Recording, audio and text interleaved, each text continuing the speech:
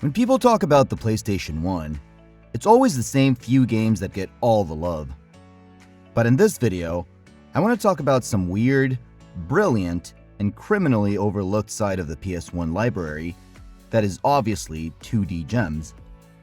I grew up thinking this era was all about early 3D, but digging deeper, I found some absolute bangers that most players either missed or forgot. So in this video, I'm counting down my top 25 underrated 2D PS1 games that totally deserve a second look. While I get into the first game, drop your favorite 2D PS1 game in the comments.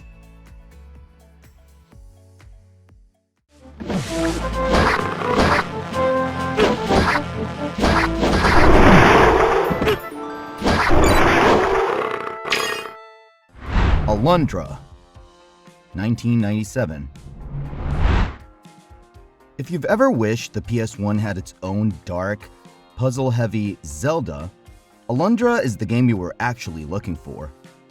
Released in 1997 on PlayStation by Matrix Software, it's a 2D top-down action RPG where you explore a cursed seaside village and literally enter people's dreams.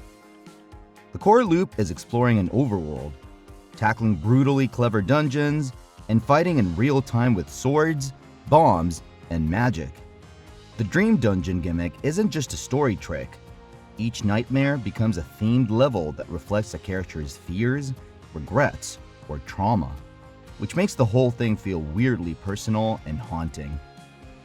Visually, it leans on rich pixel art, detailed tiles, and smooth animations that age far better than early PS1 3D.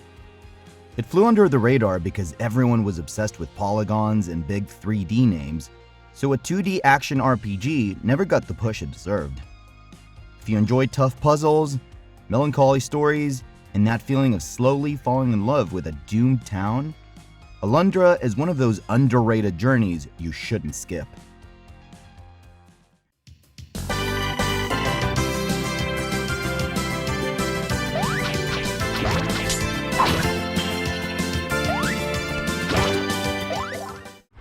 The Adventure of Little Ralph, 1998. So, let me throw you into something a bit more obscure. That is The Adventure of Little Ralph, a Japan-only platformer that feels like a love letter to the 16-bit era, accidentally released on the PS1. This 1998 side-scroller from New Corporation sticks to pure 2D with tight, demanding level design that expects you to actually learn enemy patterns and commit to your jumps. On the surface, it looks bright and harmless, almost like a children's storybook, but the difficulty quietly ramps up until every stage feels like a serious test of skill. The coolest trick it pulls is how some encounters suddenly shift into one-on-one fighting game-style battles, complete with health bars and special attacks, which gives it a unique identity. The visuals are packed with expressive sprites, parallax backgrounds, and little animation flourishes you'd normally expect from a big-budget arcade release, not an import oddity. It's underrated mostly because it never left Japan and arrived late, when 2D platformers were out of fashion. If you grew up on SNES and Mega Drive platformers and want something that feels familiar but still fresh, Lil Ralph is a genuine hidden gem.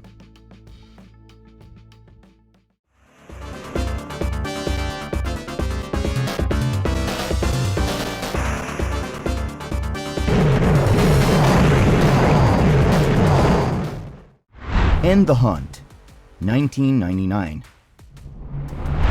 Alright everyone, picture a classic side-scrolling shooter, but instead of a sleek spaceship, you're piloting a chunky little submarine through collapsing cities and underwater war zones.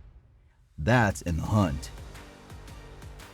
Developed by Irem and later brought to PS1, it landed in the late 90s, when 2D shooters were already niche on consoles and easy to overlook. Unlike faster, twitch-heavy shmups, this one is deliberately slower and more methodical.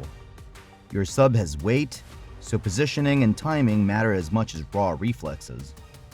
You're firing torpedoes ahead, dropping depth charges below, and constantly watching for threats from every direction, which keeps the tension high. The pixel art is incredibly detailed, with crumbling structures, screen-filling explosions, and big mechanical bosses that feel like they crawled straight out of R-Type's nightmares. It never became a mainstream favorite, but shooter fans who discover it usually talk about its atmosphere and unique pacing with a lot of respect.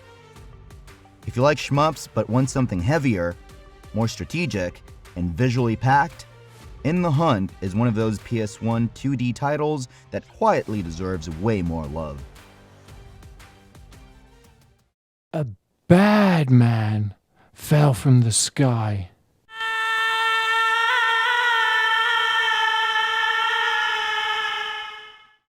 Skull Monkeys, 1998. Some games try to be weird, and Skull Monkeys is just weird in the best way possible, without even trying. On PS1, this 1998 platformer stands out because everything is made with claymation-style visuals, so it feels like you're playing a stop-motion cartoon gone slightly insane. The gameplay itself is pure 2D platforming. Tight jumps, moving platforms, and enemies placed just where they'll catch you if you're not paying attention. It's simple on paper, but the level design gets trickier and more devious as you go, as the enemy animations give everything a lot of personality. The soundtrack and sound effects are just as odd, with goofy, catchy tracks that stick in your head. Skull Monkeys ended up underrated because it was related in a time where 3D platformers were the big trend, and its quirky art style made it easy to dismiss as a novelty. But if you love offbeat humor, handmade visuals, and old-school challenge where you actually have to learn the stages, this one feels like a bizarre, cozy fever dream you'll keep thinking about.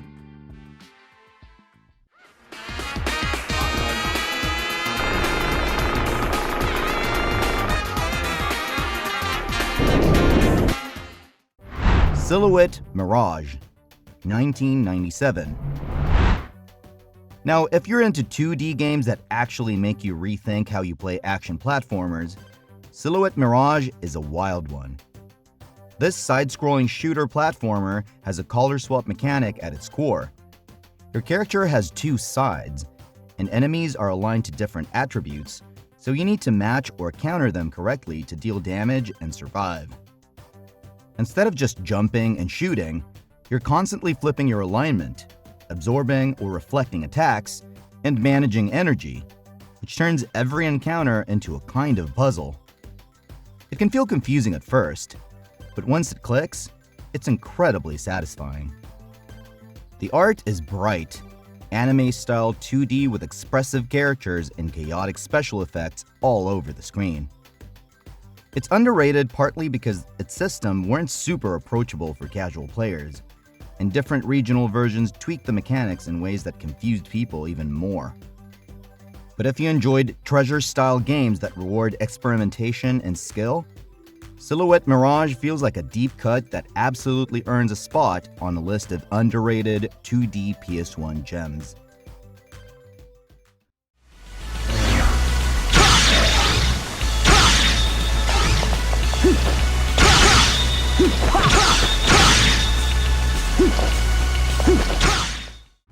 Strider II, 1999.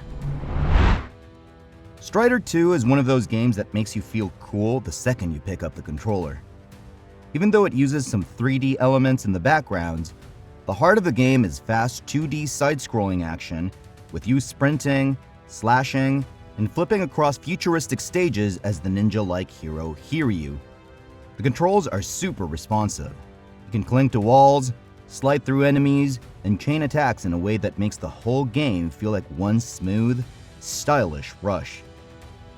Stages are short but intense, almost arcade-like with big bosses and lots of visual flair.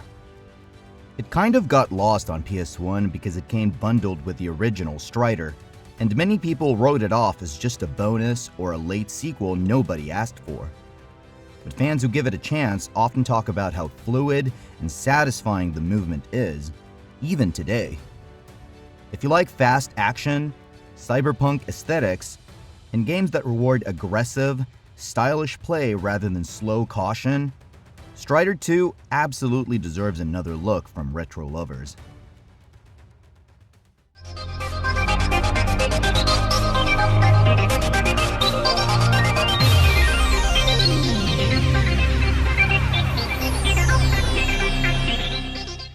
Rapid Reload, Gunner's Heaven, 1996.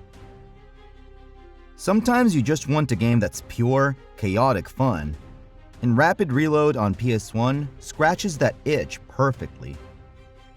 This is a 1996 run-and-gun from Media. Vision feels like a spiritual cousin to stuff like Gunstar Heroes, with you blazing through 2D stages, firing in multiple directions, and juggling different weapon types on the fly. Movement is fast, and the screen constantly fills with enemies, projectiles, and explosions, so you're always dodging, shooting, and swapping tactics. Each weapon has its own feel, and part of the joy is figuring out which setup melts which boss the quickest. Visually, it's all energetic sprite work, big bosses, and colorful effects that scream mid-90s arcade in the best way.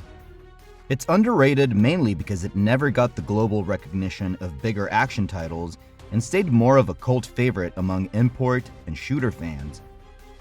If you love high-energy 2D shooters where the gameplay loop is don't stop moving, don't stop firing, Rapid Reload is that hidden PS1 adrenaline rush you've probably skipped. Okay, the countdown begins. 3, 2, 1, go!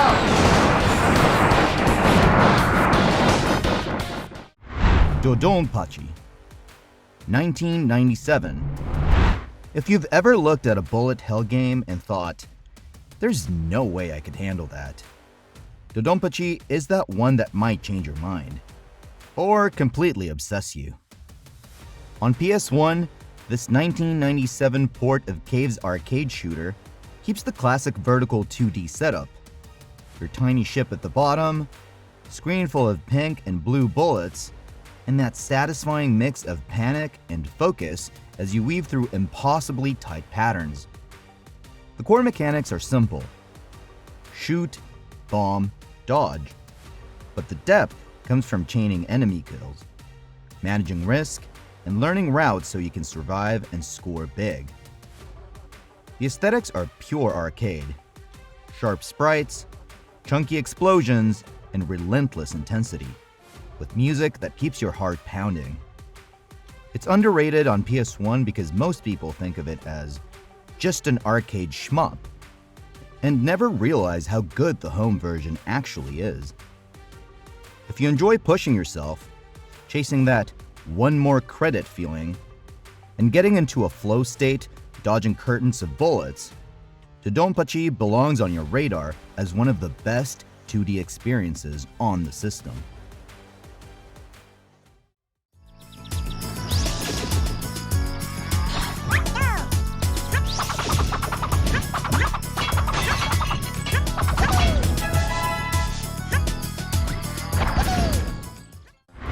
The Adventures of Lomax, 1996. So here's a fun twist.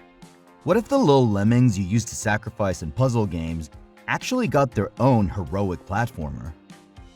The Adventures of Lomax on PS1 takes that idea and turns it into a surprisingly charming 2D side-scroller. Released in 1996, it has you playing as Lomax, a lemming knight running, jumping, and spinning through these beautifully drawn fantasy stages.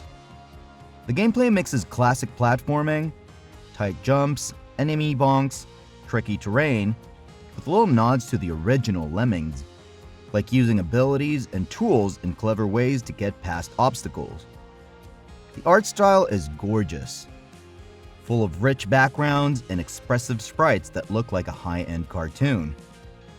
It slipped under the radar because people either didn't take a Lemmings platformer seriously, or were already moving on to 3D mascots. but players who give it a chance often come way surprised by how solid and polished it feels. If you grew up with Lemmings or just love 2D platformers with personality and color, Lomax is one of those overlooked PS1 titles that feels way better than its reputation suggests. All started so simply. I had just finished my usual morning routine of nude funkercise, fired up the Barca Lounger, grabbed a quick bite to eat, and prepared to watch some serious Gex, 1995. Gex is one of those games that instantly screams 90s the moment you hear the main character open its mouth. Released in 1995 for the PlayStation and developed by Crystal Dynamics, it's a 2D side-scrolling platformer where you play as a wisecracking gecko hopping through different TV-themed worlds. Instead of just running and jumping, you're tail-whipping enemies, climbing walls, and sticking to certain surfaces, which gives the movement a really fun, lizard-like twist. Each level leans into a TV or movie parody vibe, so the stages feel varied and playful rather than generic. The visuals are colorful, cartoony 2D with detailed backgrounds that sell the whole trapped in TV land concept. Gex ended up underrated among retro fans because later 3D sequels overshadowed the original, and people tend to forget this 2D outing was actually really tight mechanically. If you like platformers with a bit of attitude, simple but satisfying movement, and that nostalgic channel surfing through pop culture feel, the first Gex is a surprisingly fun throwback that deserves more credit. One fateful day, the evil Mr. Dark steals the Great Protoon and defeats Matilla the Fairy as she tries to protect it. Rayman, 1995.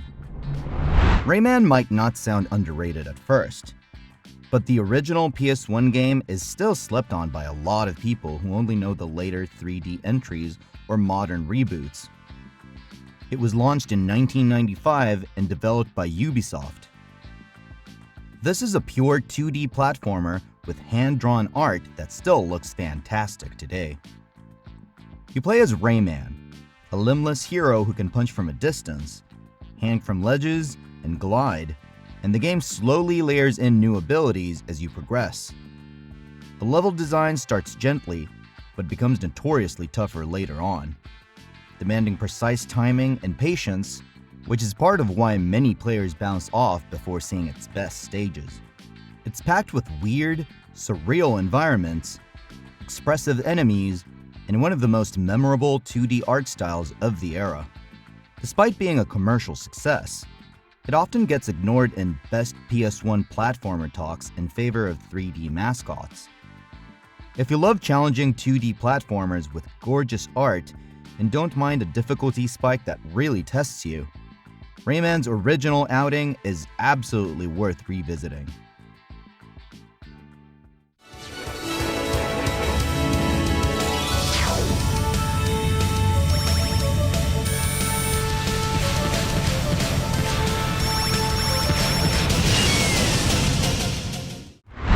Gradius Gaiden, 1997.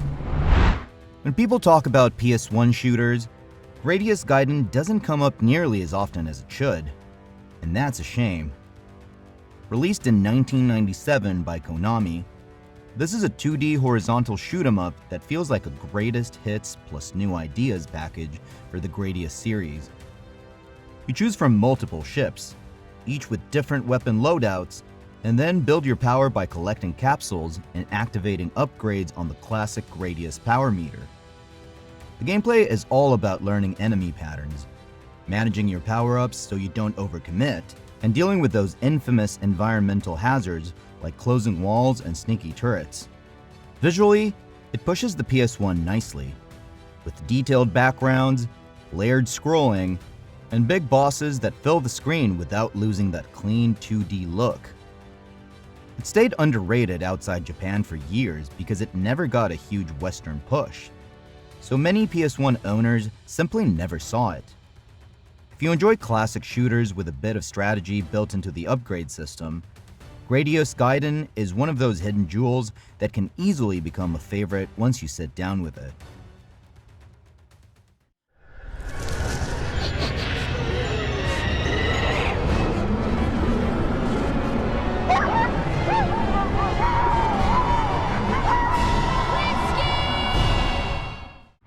Heart of Darkness, 1998.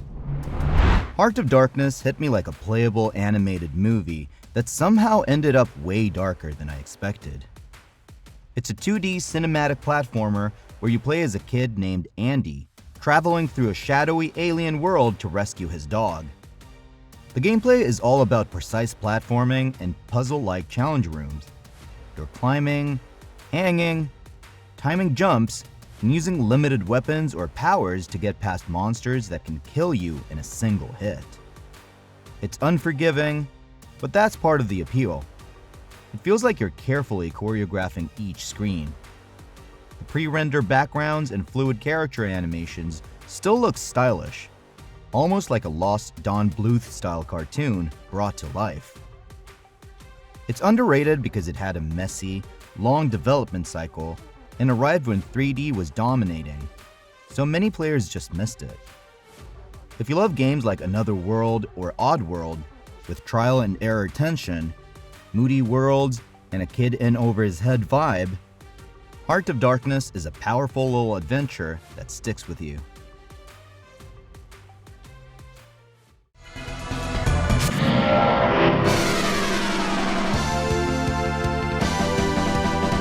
To my side, my noble Einherjar. Valkyrie Profile, 1999. Valkyrie Profile might be one of the most unique RPGs on the PS1, and yet it still doesn't get brought up as often as the big names. Released in 1999 and developed by Tri-Ace, it's a side-view 2D JRPG where you play as Lenneth, a Valkyrie collecting the souls of fallen warriors for Ragnarok. The core gameplay mixes exploratory platforming in 2D dungeons with a timing-based battle system where each character is mapped to a button, and you chain attacks together like a combo. Instead of a standard travel town-to-town structure, you're viewing human lives in short stories, recruiting them, and then deciding who to send to the gods, which adds a bittersweet, emotional layer. The art is stunning. Detailed sprites, dramatic animations, and gorgeous backgrounds that give every location a mythic feel. It's underrated because it launched late, had limited print runs, and its structure confused some players used to more straightforward JRPGs. If you like character-driven stories, experimental combat, and beautifully drawn 2D worlds, Valkyrie Profile feels like a cult classic that absolutely deserves more attention.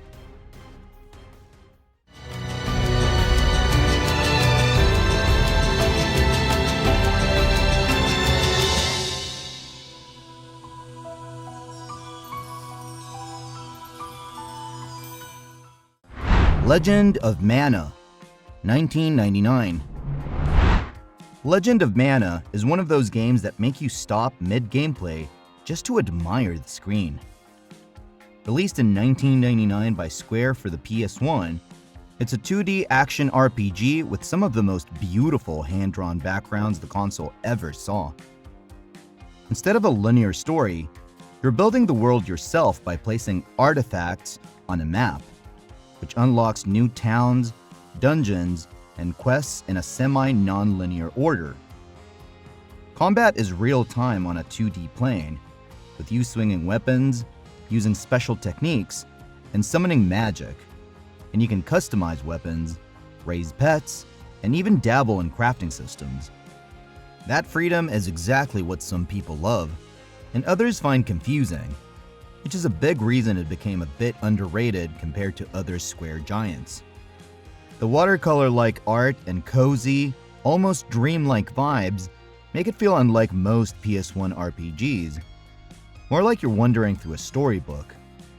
If you're the kind of player who enjoys exploring at your own pace, tinkering with builds, and soaking in atmosphere rather than just following a strict main quest. Legend of Mana is a soft, strange, and wonderful 2D experience that's easy to fall in love with.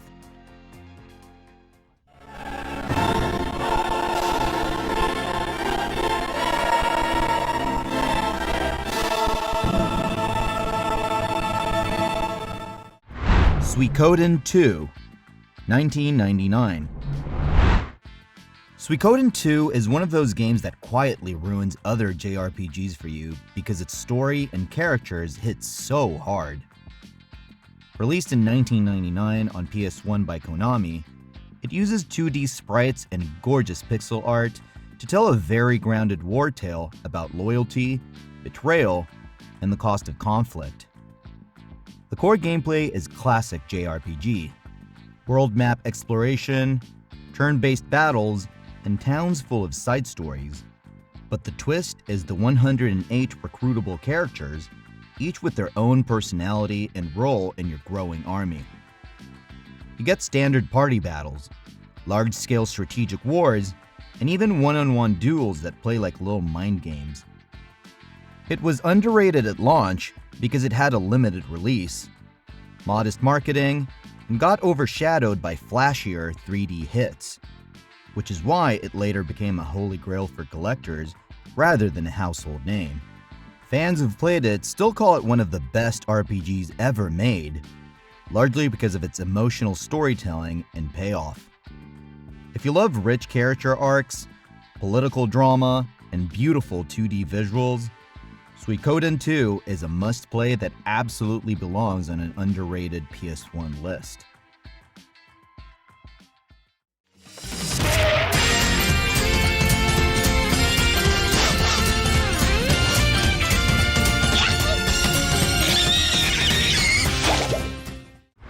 Tomba,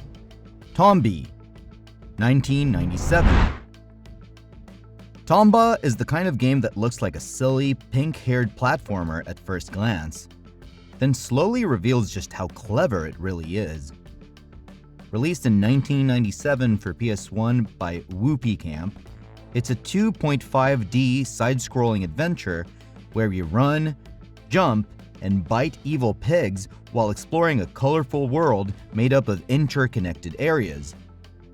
What makes it special is the quest system.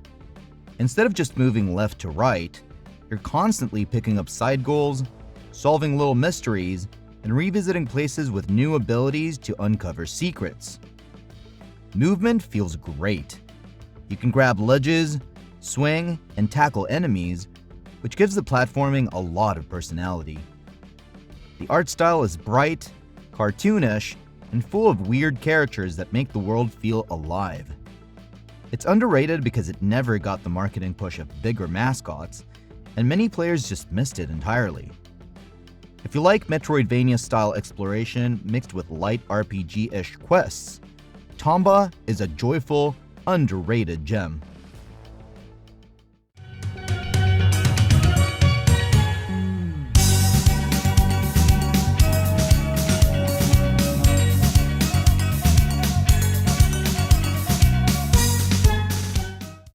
Tomba 2, The Evil Swine Return, Tombi 2, 1999. Where the first Tomba feels like a quirky surprise, Tomba 2 leans harder into that playful adventure vibe with bigger, more colorful worlds. Released in 1999 on PS1, again by Whoopee Camp, it keeps the 2.5D side-scrolling core but add more voice dialogue, more cinematic moments, and a slightly more guided structure. You're still running around completing odd jobs, solving quests for villagers, and hunting down those cursed pigs, but the areas feel larger and the objectives more varied. The platforming is responsive, and switching between foreground and background paths gives stages a layered feel. Visually, it's even more vibrant than the first game, with detailed environments and expressive character animations that really sell the goofy charm. It ended up underrated partly because the series never became a big franchise and the studio didn't last, so it never had the legacy of other PS1 names.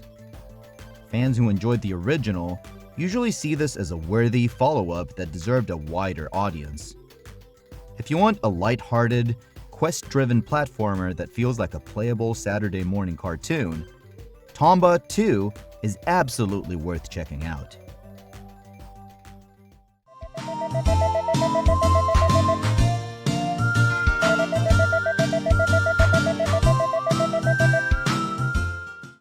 Harvest Moon: Back to Nature, 1999.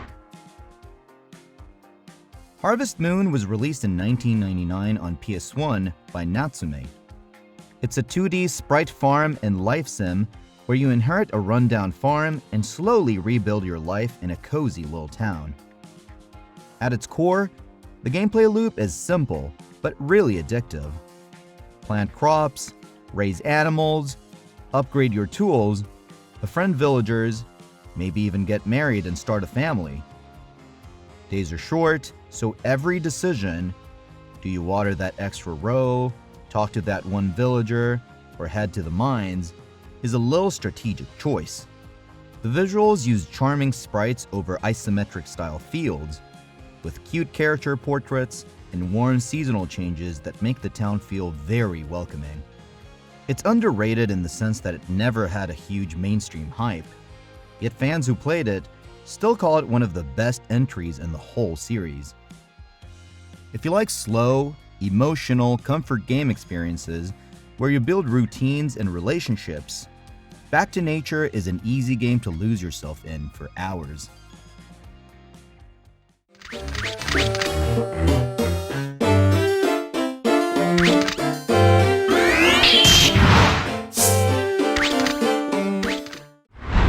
Azure Dreams, 1997.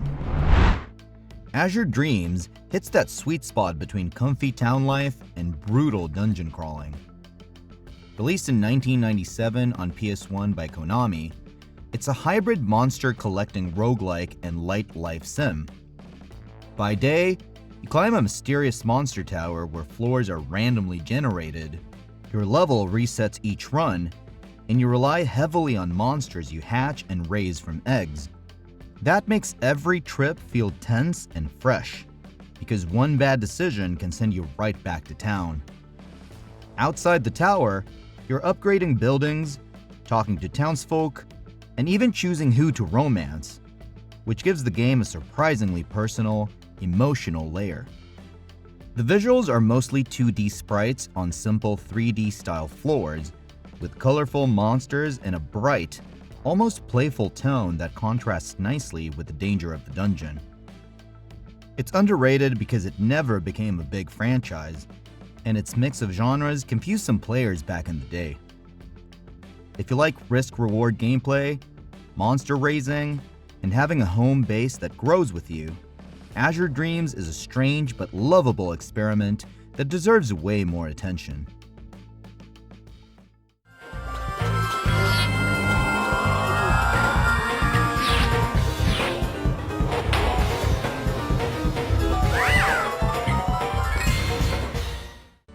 Mr. Driller, 1999. Mr. Driller looks like a simple arcade puzzle game, but once you start, it's dangerously hard to put down. It's a 2D action puzzler where you play as a little character drilling down through colorful blocks while your air slowly runs out. The concept is easy. Drill same colored blocks to make them disappear, avoid getting crushed by falling pieces, and grab air capsules so you don't suffocate. But the deeper you go, the more you're forced to think ahead.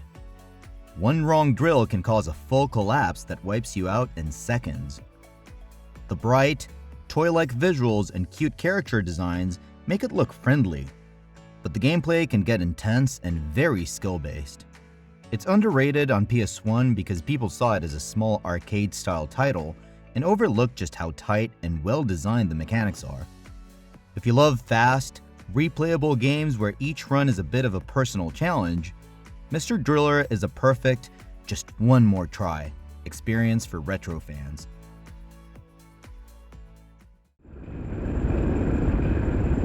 Now, ここに歴史の陰に隠された最後の世界大戦の火蓋が切って落とされる。 Strikers 1945, 1998. Strikers 1945 on PS1 is that classic vertical shooter you might have seen in arcades but never realized had such a solid home version.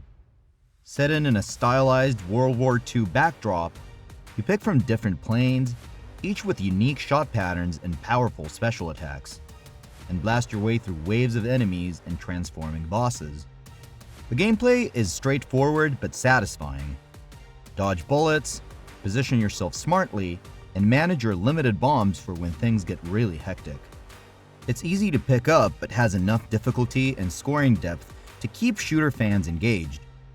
The visuals are crisp, 2D sprites with chunky explosions and enemy designs that mix realistic planes with over-the-top mechanical bosses.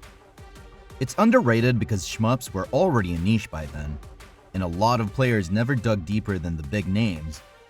If you enjoy classic arcade-style action that respects your time and skill, Strikers 1945 is a great, no-nonsense 2D shooter that deserves a spot in any retro collection.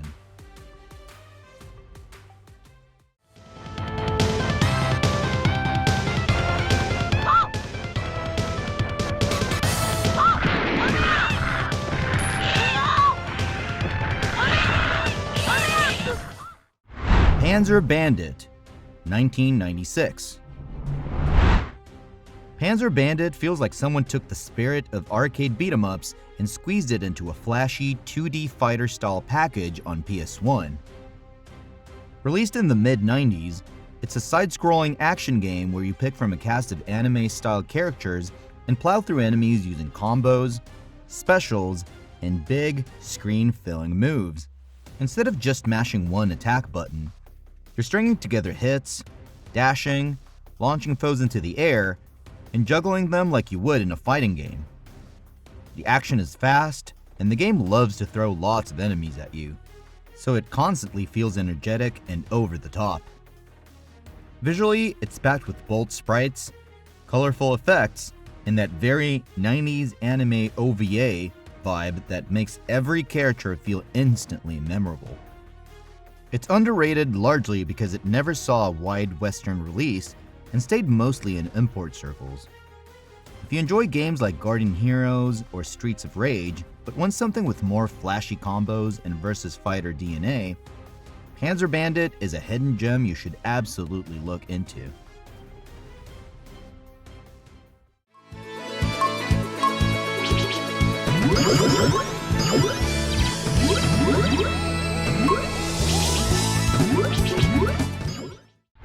Harmful Park, 1996. Harmful Park is what happens when a cute anime comedy collides with a serious 2D shooter engine.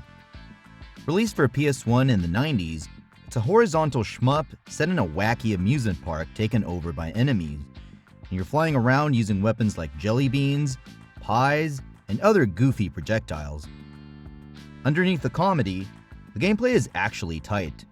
Each weapon type has its own strengths, and learning when to switch between them makes a big difference. Stages are full of visual gags, strange enemies, and fun little background details, so there's always something to look at while you're dodging bullets. The art style is bright, crisp 2D with a strong emphasis on humor and charm rather than grim war themes. It stayed underrated because it never really got a big international spotlight and remained more of a cult import favorite. If you like shooters but want something lighthearted, colorful, and genuinely funny without sacrificing solid mechanics, Harmful Park is an absolute delight.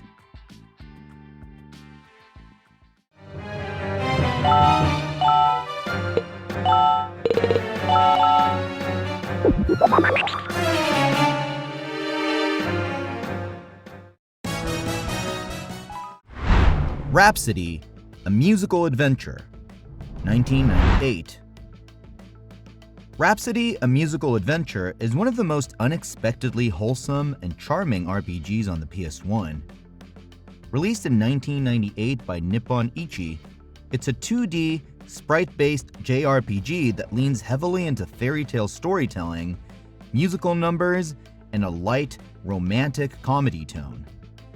You play as Cornet, a girl who can talk to puppets and uses music to fight, which already gives the battles a unique flavor. The combat system is simple, almost like a light tactical RPG where you move characters in a grid, but the focus is really on the story, characters, and songs rather than hardcore min-maxing.